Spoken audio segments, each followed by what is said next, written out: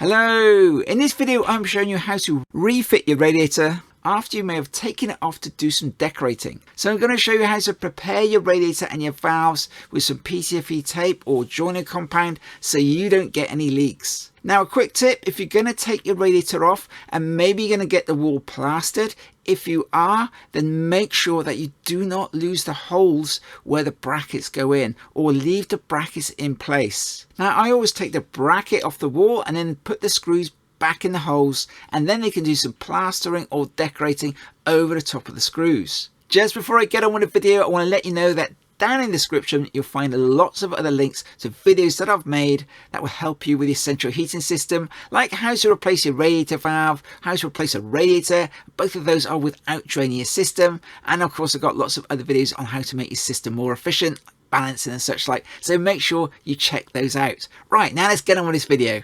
So I'm all set up and ready to go. I've got my dust sheet down and I've got a couple of towels on each radiator valve.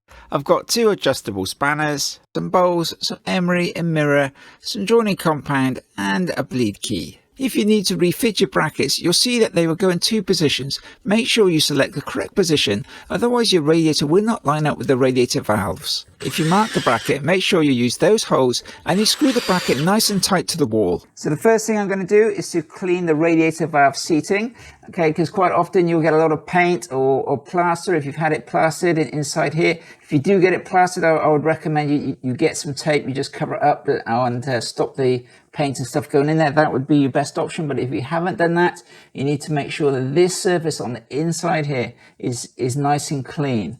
And also obviously the threads, there's no plaster or anything on there. So that's where the emery comes in. We're just going to put it on the surface here, move it backwards and forwards like that. That will just clean up the surface, and then give it a blow. You can use a tissue to clean it out, or a rag like this, just to make sure that it's nice and clean and there's no bits of dirt in there.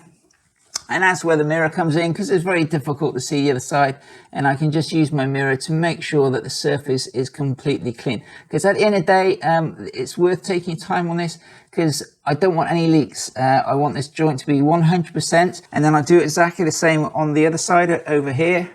I've got that radiator valve, and I'm just going to clean that surface up also, make sure there's nothing in there, and then inspect it again with the mirror just to make sure it's clean. And again, I can see all the way around there, and that's nice and clean. There's no dirt in there. Then when I come to fit the radiator, I just want to make sure these valves are out of the way. Now, if your pipes move around a bit, then nice, a bit loose like this makes the job really nice and easy, because you can just maybe wiggle it down, put the valve out of the way so you can hang that radiator back on again. If the valves don't move and they're fixed in place, they're solid in like a concrete floor, then that does make the job a lot more tricky. It's still doable, but it is a lot trickier. So the next thing I'm going to do is to put some joining compound onto the valve seating on the inside here. I just get a little bit on my finger like that, literally just a little bit. I don't need much. And then all we do is we just come to the valve here, and then I just wipe it around onto the seating. It doesn't take a lot. That's all that's needed. You might be thinking, right, I need to whack this all over the threads and all over everything else, but that really is not the case, okay? This is all we need to do. Just put some on there, and that is literally enough, okay? And we do the same again on the other side. Just take a little bit of this on my finger to the other side here, where I'm going to then do the same again, just wipe that on there, because obviously doing this now is a lot easier than doing it once the radiator's in position. And you can always use your mirror and just check you got a nice covering. Now, I quite often see people using PTFE tape for these joints. You can use it on this style of joint. I'll show you that in a minute, but in general, I just use a sealing compound, and that works absolutely fine.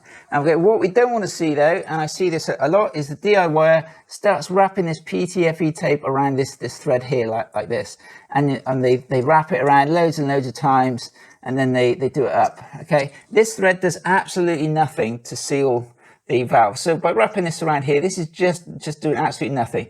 So don't be doing that. That's just what you would do if you're a DIYer who doesn't know what he's doing. Obviously, I can see straight away, as soon as I see PTFE tape on it, then that's been done by someone who doesn't know what they're doing. I've just tipped the radiator up on its side here, just so you can see this nut here. Now there's not a lot we can do with this. This is still screwed in tight from before, and the nut is solid on here behind the olive. Now we could just have a quick look inside, make sure there's no dirt or we haven't got anything inside there. But in general, there's nothing we can do with that. So that's just ready to go straight back onto the radiator valve. Another way to put your joining compound on is just to smear it around the spigot here. Just put it on the outside, make a nice little ring on here.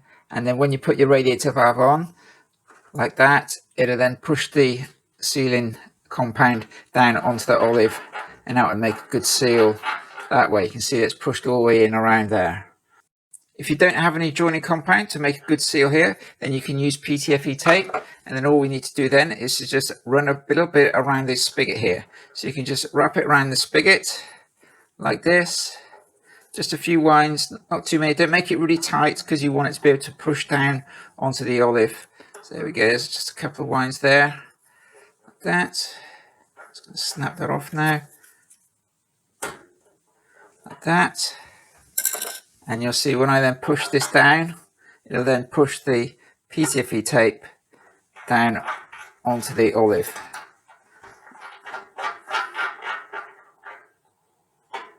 And there you go, see it's made a nice joint inside there. If you have this type of radiator valve fitted, you just use joining compound to seal the joints. This is the part that screws into the radiator. Then you just put joining compound around the union, then just screw the nut up. You can't really use PTFE tape on this type of joint. I just want to jump in here and very quickly introduce myself. My name is Mark Ballard and I've been a gas registered engineer for nearly 30 years. The aim of my channel is to help you with your central heating and your plumbing.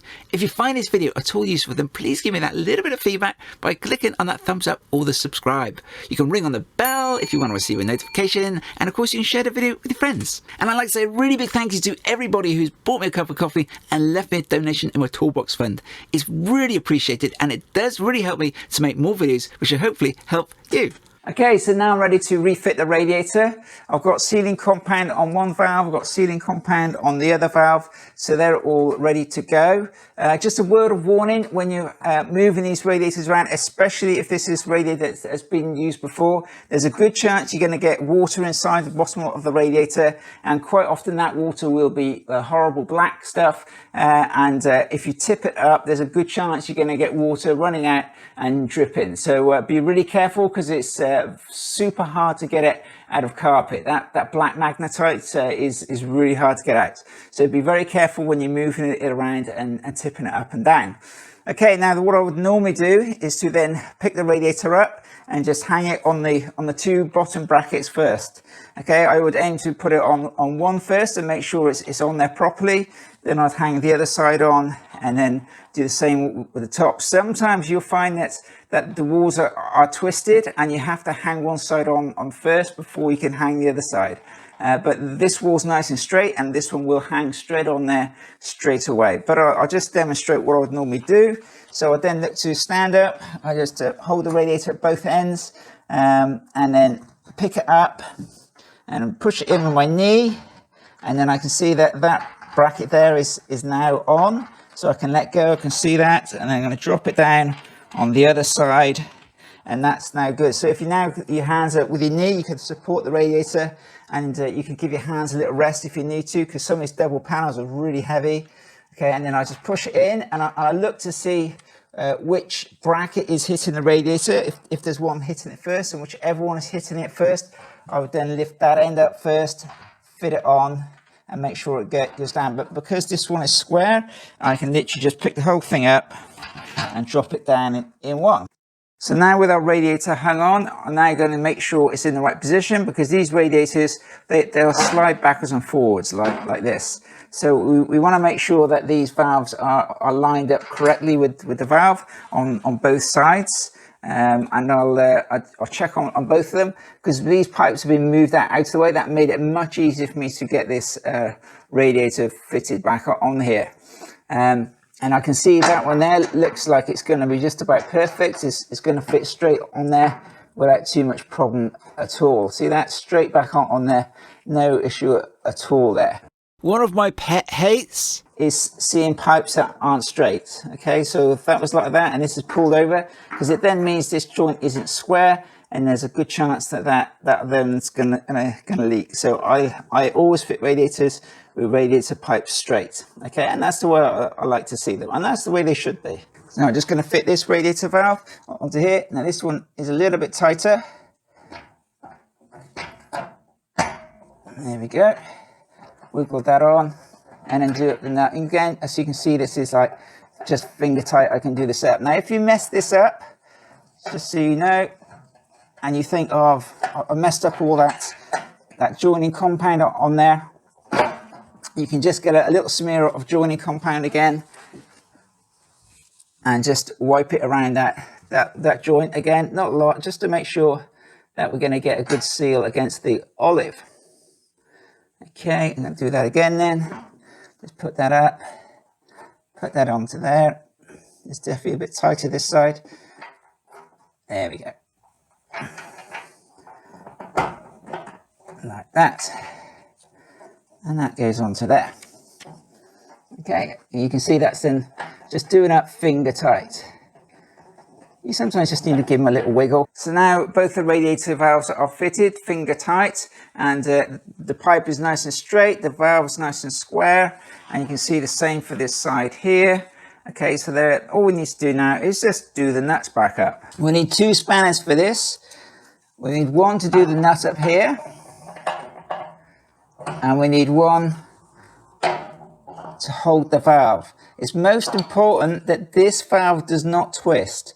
Okay, so we want to hold this really nice and steady, because if we twist this valve at all, there's a good chance we're going to crack the joint or dislodge the joint inside this nut here, and then we might start a leak. And if you don't hold this at all, there's a good chance you might twist the whole thing and kink the pipe. So whatever you do, just tighten this nut up. That is possibly the worst way to end up with a leak and a joint. So we're just going to put that onto there. That one's ready to go. I'll put my spanner onto here. Obviously, if you didn't have that, you could maybe use an adjustable and put it that way around. But you can see how having this type of spanner makes it really nice and easy to hold the valve. And then I'm going to push down with this one and just pull up with that. Okay, this is an olive here, so in general, it shouldn't need to be too tight. Okay, that just went a little bit tighter then. I move my hand to the end of the handle. Okay, and then I'm just pulling up and then pushing against the other one. And then a little nip at the end, nip, and that will be enough. That one will be nice and tight now. And I'll do exactly the same on the other end. Just going to nip that one there up. You can see this is just turning it. I'm not putting any stress on the valve now. I'm literally just doing up the nuts, just pull it into position. Okay. And then this thermostatic valve is a little bit bigger, so I need to just open my adjustable a little bit further, put it on the valve, and this time I'll be pulling up on this one and pushing down on the other one. So I'm just going to push that down, and again, push it down again. Make sure I've got it nice and tight, and then final little nip. There we go. And that is all that is needed. I will say those joints are 100%. All we need to do now is to bleed it. Okay, so now we're ready to fill this radiator full of water. Now before you do this, make sure that you know how to top up your system if you have a combination boiler or a system boiler. If you have an open vented system with a loft tank, then the system should just refill itself automatically. But if you've got a combination boiler or a sealed system, then when we bleed this radiator, we are then going to drop the pressure on the system. So then we're going to need to raise it back up again, otherwise the boiler may stop working.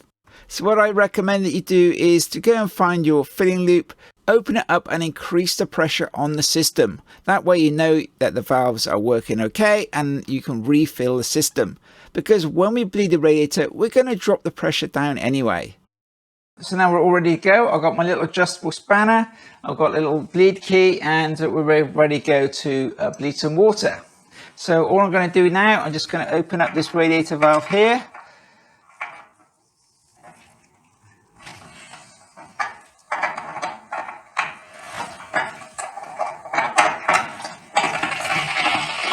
So you can hear those bubbles going through there. So I'm just going to make sure they're all gone now. So I'm just going to close this back up again. Like that. That makes sure now that any air inside here, if there was any, is now gone into the radiator. Before I open the other radiator valve, I will open up the bleed valve, let the pressure out of the radiator. That way when I open up the second radiator valve, the water will just flow in easily and let out any bubbles. Now most radiators these days have this style of a plug-in in the end, and you've got this plastic piece on the end. A lot of people quite often worry that these things turn. This is quite normal. This is supposed to turn around. This helps you if you want to just direct the water, because when you open this up, water's going to come out of there and you can direct it into a bowl and try and catch it. That's if it's not full of paint. Okay, so now I'm ready to open up this radiator valve. So I'm just going to turn this one here.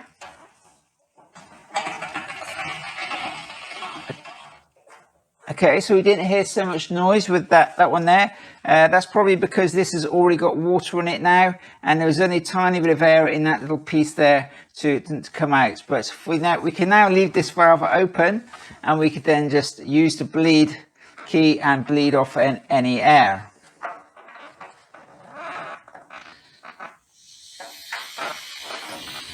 There we see. Okay, you can hear it hissing there now. The reason I open one valve and then I close it again, and then I open the second valve and then bleed the radiator, is to stop the air which is inside the radiator from being pushed out of the radiator and around the system, where it then may cause us problems. Now whilst the radiator is filling with water and the air is being pushed out, that's dropping the pressure on the system. If you have an open vented system, it should just be refilling itself. But if you have a combination boiler or system boiler, you may need to go and top the boiler back up whilst you're doing this, as the pressure may drop to zero and then no more air or water will come out of the radiator. And there we go. And that's it. So that's that radiator now been bled.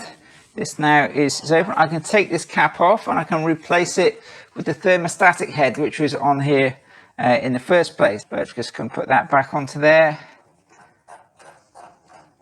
do it back up, and that one's good to go. Now I'm going to go to the valve on the other side and open that one up. Now if you saw my other video, which was how to remove your radiator for your decorating, this radiator valve only took 1.5 turns to close. So now I'm going to open it back up by 1.5 turns to keep the radiator balanced with the rest of the system. There we go, 1.5 turns, and I'm just going to put the cap back on and the screw back in, and that will ensure that that valve can't get turned. Okay, that's it then. So now the radiator is full of water. Now I'm going to go and check the boiler, make sure it's still got enough pressure in it to keep it working. The pressure should be 1 to 1.5 bar. Before you go bleeding the radiator, now would be a really good time to add some inhibitor to the radiator, which would then go into your system. And of course, I made a video on how to go about doing that. You can find that in the cards above now or down in the description. Right, that's about it then. So I do hope my video has helped you if you're refitting that radiator. If you want to watch one of my other videos, like how to replace your radiator valve without draining your system, click on a link just there. If you want to know about balancing your system, you can click on that link just there. As usual, you can give me a thumbs up, share it with your friends, click on subscribe, ring the bell, and as always, my toolbox fund. Bye for now. See you next time.